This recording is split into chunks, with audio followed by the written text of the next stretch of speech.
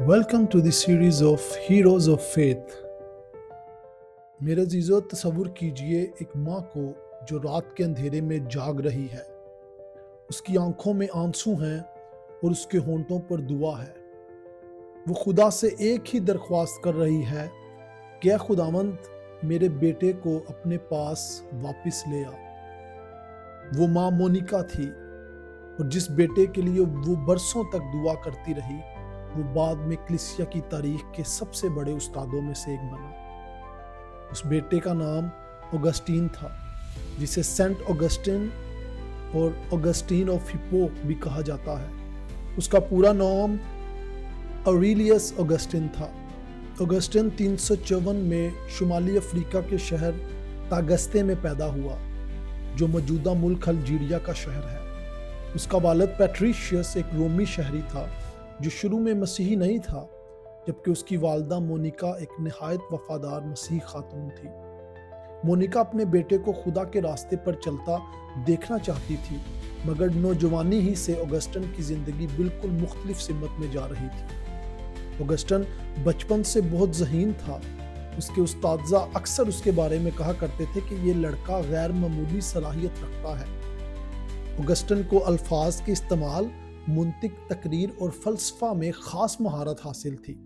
इसी वजह से उसे अक्सर आला तालीम के लिए बड़े बड़े शहरों में भेजा जाता था। मगर यही वो वक़्त था जब उसकी ज़िंदगी गुनाह और दुनियावी ख्वाहिशात की तरफ मुड़ गई। नौजवानी में ऑगस्टीन एक औरत की मोहब्बत में पड़ गया, जिसके साथ वो बगैर शादी किए तकरीबन 15 साल तक रहता रहा। इसी दौरान उसका एक बेटा भी उस औरत से पैदा हुआ, जिसका नाम एडियोतातिस था, जो खुदावंद की मर्जी से ज़्यादा देर ना जी सका। अगरचे ऑगस्टीन की माँ मोनिका ऑगस्टीन के इस ताल्लुक से खुश बिल्कुल भी नहीं थी, लेकिन फिर भी उसने अपने बेटे को तर्क नहीं किया। वो सब्र के साथ दुआ करती रही, इस उम्मीद में कि एक दिन खुदा उसके बेटे को दिल को बदल देगा। लेकिन ऑगस्टीन की ज़िंदगी में इसके अलावा एक और भी मसला था। वो सिर्फ इखलाकी तौर पर गुमराह नहीं था मेरे अजीज़ों, बल्कि रूहानी तौर पर भी सच्चाई से बहुत दूर जा रहा था। वो एक मजहबी फ़लसफ़े मैनिकिज़म का पैरोकार बन गया था। ये एक बिदती और अजीब तरह की तालीम थी जो ये सिखाती थी कि दुनिया में दो बराबर ताकतें हैं, एक रोशनी की ताकत और दूसरी तारीकी की ताकत।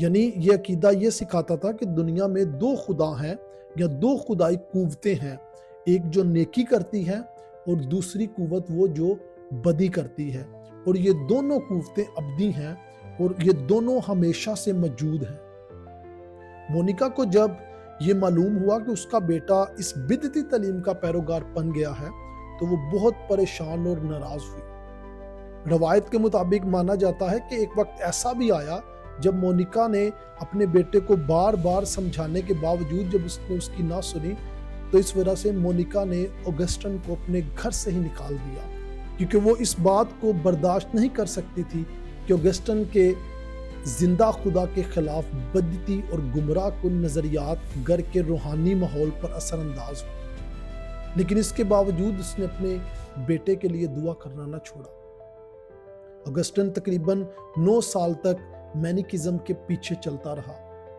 वो समझता था कि उसे सच्चाई मिल गई है, लेकिन वक्त गुजरने के साथ साथ उसे यह एहसास होने लगा कि ये तालीम उसके सवालों का जवाब नहीं दे रही। ऑगस्टीन गुफ्तगू और फ़लसफ़ा में गैर मामूली महारत रखता था। ख़ासतौर पर बयानबाजी, तकरीर और ख़ताबत में उसकी काबिलियत बहुत ही मशहूर थी, और अब यही उसका पेशा भी बन चुकी थी। वो अल्फाज को इस तरह इस्तेमाल करता था कि सुनने वाले मुतासर हुए बगैर ना रहते।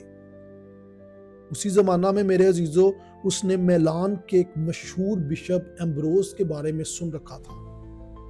उसने सुना था कि एम्ब्रोज खताबत, फ़लसफ़ा और बयान कलाम में बहुत ज़्यादा महारत रखता है। ये बात सुनकर ऑगस्टीन के दिल में एम्ब्रोज से मिलने की शदीद ख्वाहिश पैदा हुई। सच तो यह है कि उस वक़्त ऑगस्टीन को इस बात से ज़्यादा दिलचस्पी नहीं थी कि एम्ब्रोज मसीही है और वो मसीह के कलाम की मनादी करता है।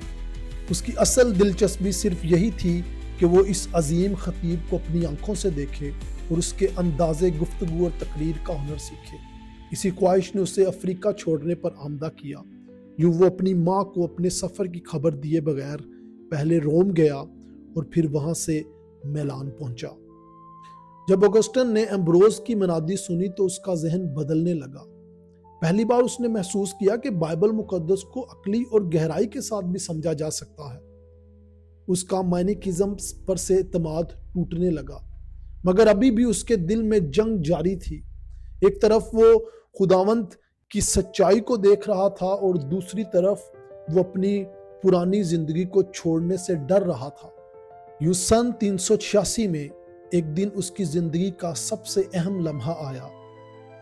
وہ اپنے دل کی شدید بے چینی اور افسردگی کے عالم میں ایک پارک میں بیٹھا اپنے نظریات اور خیالات کی کمزوری سے لڑ رہا تھا کہ اس نے اپنے قریب زمین پر ایک کتاب کو پڑھا دیکھا۔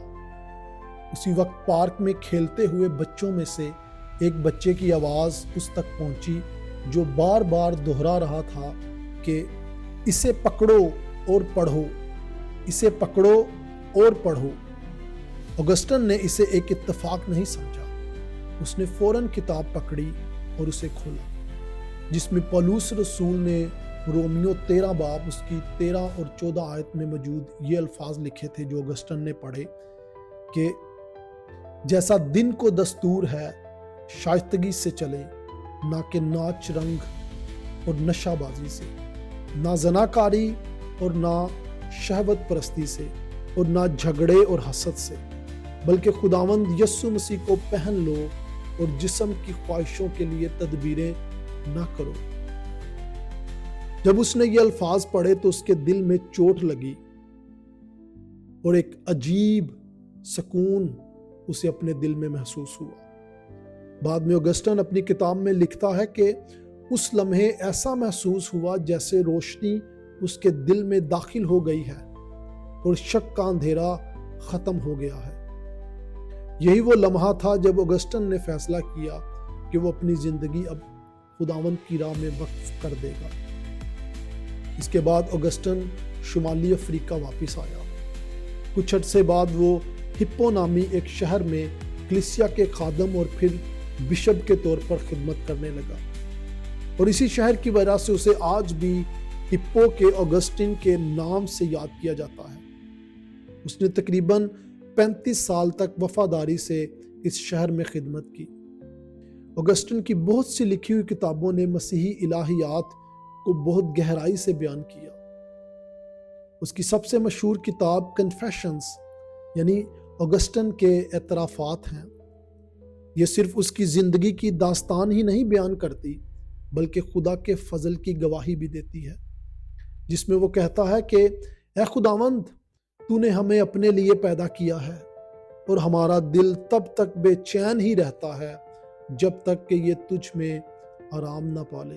مزید اس نے یہ بھی اعتراف کیا کہ اے خداوند، مجھ میں وہ سب کچھ جو اچھا ہے وہ صرف تیرے ہی فضل کی وجہ سے ہے اور باقی تمام میرے اپنے گناہ اور غلطیاں ہیں۔ اس کی ایک اور اہم کتاب دی سٹی آف گاڈ یعنی خداوند کا شہر ہے، جس میں اس نے دنیا کی سلطنتوں اور خدا کی دائمی بادشاہت کے درمیان فرق کو بیان کیا ہے۔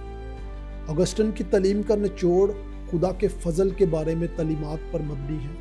اس کے زمانے میں برطانیہ کا ایک کاہن اور استاد پیلاجیس یہ سکھاتا تھا کہ انسان اپنی آزادانہ مرضی سے نیکی اور نجات کا راستہ اختیار کر سکتا ہے، اور اس کے لیے اسے خدا کے فضل کی بھی ضرورت نہیں۔ اگسٹن نے اس تعلیم کے خلاف کھڑے ہو کر بائبل کی سچائی بیان کی کہ انسان گناہ کی وجہ سے روحانی طور پر مردہ ہے اور نجات صرف خدا کے فضل سے ممکن ہے۔ یہی وجہ ہے کہ بعد میں جب پروٹیسٹنٹ اصلاحی تحریک شروع ہوئی تو اس کے رہنماؤں نے اگسٹن کی تعلیمات کو بہت اہم سمجھا، جن میں مارٹن لوتھر خود اگسٹینین اسکول سے رومن کیتھولک کاہن مقرر ہوا تھا، اور جان کیلون نے بھی اپنی تحریروں میں اگسٹن کو بار بار یاد کیا اور اس کا حوالہ دیا۔ اسی لیے بہت سے لوگ کہتے ہیں کہ اگرچہ اگسٹن رومن دور میں زندہ تھا، مگر اس کی تعلیمات نے بعد میں آنے والی پروٹیسٹنٹ ریفارمڈ کلیسیا کی تعلیمات کی بنیاد قائم کی۔ اس نے خدا کی خود مختاری، فضل کی ضرورت اور انسان کی گناہ آلودہ حالت کے بارے میں جو تعلیم دی وہ آج بھی پروٹیسٹنٹ اصلاحی ایمان کا مرکزی حصہ ہے۔ اوگسٹن سن 430 میں اس وقت اپنے خالق حقیقی یعنی مسیح خداوند میں سو گیا جب دشمن فوجیں اس کے شہر ہپو کا محاصرہ کیے ہوئے تھیں۔ اپنی آخری بیماری کے دوران وہ زبور کی دعائیں پڑھتا اور توبہ کے الفاظ دہراتا رہتا تھا۔ میرے عزیزو، جب ہم اوگسٹن کی پوری زندگی کو دیکھتے ہیں تو ہمیں خدا کے فضل کی ایک حیران کن گواہی نظر آتی ہے۔ ایک نوجوان جو گناہ اور فلسفوں میں بھٹک رہا تھا، وہی شخص بعد میں کلیسیا کے سب سے عظیم استادوں میں شمار ہوا۔ اوگسٹن کی گواہی ہمیں یاد دلاتی ہے کہ خدا کی قدرت انسان کے ماضی سے بڑی ہے اور وہ جسے چاہتا ہے اپنی بادشاہت اور اپنے جلال اور اپنے کام کے لیے چنتا اور تیار کرتا ہے۔ سارا جلال اسی خدائے واحد کو ابد تک ملتا رہے۔